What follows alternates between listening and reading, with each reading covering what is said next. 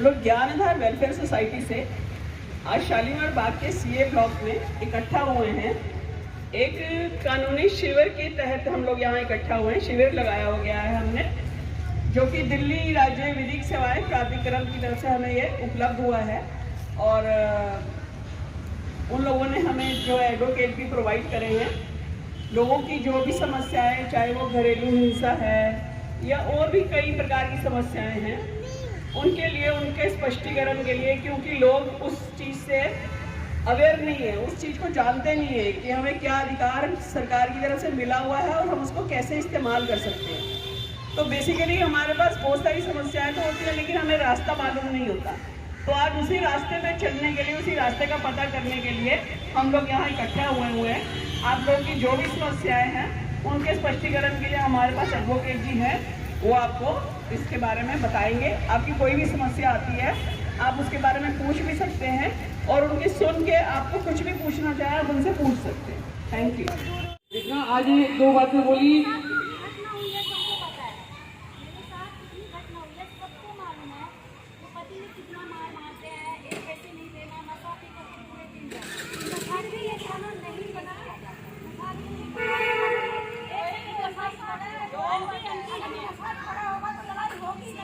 बहुत अच्छी बात, नशा मुक्ति केंद्र की बात।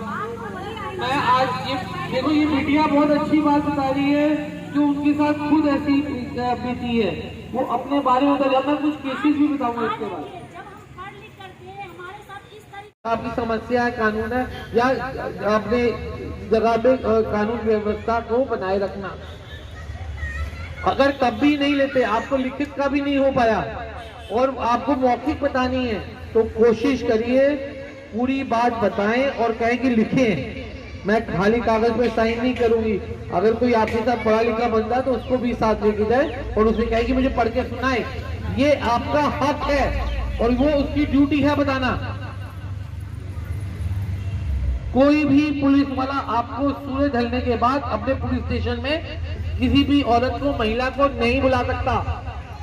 आप मना कर सकते हो, मैं नहीं आऊंगी, सूरज डूब गया, मैं अगले दिन सुबह आऊंगी।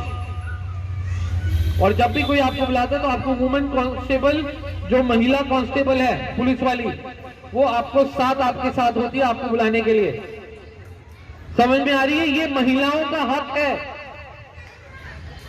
तो ये बात अपने दिमाग में रखें, और कभी कोई बहन किसी मुसीबत में हो तो जरूर बताएं। मैं समझ सकता हूँ यहाँ पर सिर्फ 20-25 लोग हम बैठे हैं, लेकिन आप जहाँ रहते हैं मैं इतना जरूर जानता हूँ, हर एक बंदा 10-10, 20 बंदे के साथ कीजिए। जोर से बोलो। 354 मतलब क्या होता है इसका?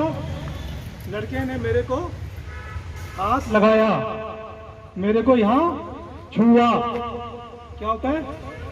सेक्शन कौन सा है बोलो? 354। ठीक है। अब आप गली में जा रहे हैं, एक लड़के ने आपको सीटी मार दी, उस पर कौन सा सेक्शन लगेगा बताओ? 509। कौन सा लगेगा? 509। शाबाश, 509। सीटी मारने पे क्या लगेगा? 509। और कोई गंदी बात तुमने कह दी तो कौन सा लगेगा? 509। अगर लड़के ने आपको छू दिया आपकी बिना इच्छा के तो कौन सा लगेगा बताओ? 354। शाबाश। इसका फर्क समझो। शारीरिक छूना 354 और दूसरे सीटी मारना, आंख लगाना 509। ठीक है। ये सारे केसेस कहाँ चलते हैं? आपने कंप्लेन कर दी पुलिस ने और पुलिस ने एफआईआर बना दी, तो ये केसेस सारे कहाँ चलते हैं बताओ? महिला कोर्ट में। कहाँ चलते हैं? महिला कोर्ट में। महिला कोर्ट में कौन बैठता है बताओ? जज साहब बैठते हैं। और जितनी महिला कोर्ट हैं दिल्ली में, उनमें सारी जो जजेस होती हैं महिलाएं होती हैं। कभी महिला कोर्ट में आओ और देखो कि हस्बैंड के साथ क्या क्या किया जाता है। जो हस्बैंड अपनी बीवियों को, ये आपके अधिकार, जो कुछ अल्पसंख्यक लोग जिनको समाज ने अधिकार नहीं दिए, जो हाशिए पे जिन्हें कहते हैं, कुछ गरीब लोग, कुछ छोटी जाति, जो वर्ग में जो बांट दिए गए हैं, जाति में हमें बांट दिया गया है, जिनको कुछ अधिकार नहीं दिए गए, जो गांव के एक कोने में कुछ घरों में रहते थे, संविधान ने उन सबको बराबरी का अधिकार दिया और आज हम अपने उस अधिकार का इस्तेमाल करते हैं। जो कानून बनाया गया है, तो सर आपको आपके अधिकार के बारे में बता रहे हैं। आप अपने अधिकार के बारे में जानेंगे तभी उसका आप इस्तेमाल कर पाएंगे, क्योंकि वो अधिकार आपके लिए है।